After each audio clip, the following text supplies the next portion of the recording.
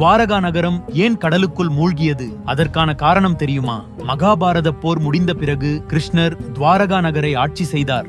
வெள்ளை சுண்ணாம்பு அரண்மனைகள், பொற்கோபுரங்கள், 9 பிரம்மாண்ட சாலைகள் கொண்ட இந்த நகரம் மனிதர்களுக்கு பின் தேவலோகத்தை போல் இருந்தது என்று கூறப்படுகிறது. ஆனால் கிருஷ்ணரின் மறைவுக்கு பிறகு அந்த நகரம் பேரழிவை சந்தித்தது. கிருஷ்ணரின் சந்ததிகள் தங்களுக்குள் போர் தொடங்கினர். அதே நேரத்தில் கடல் கரையை மீறி நகரத்தை விழுங்க ஆரம்பித்தது. புராணங்களும் பழைய சாஸ்திரங்களும் சொல்வதாவது, இது ஒரு இயற்கை பேரழிவல்ல, கிருஷ்ணரின் லீலை.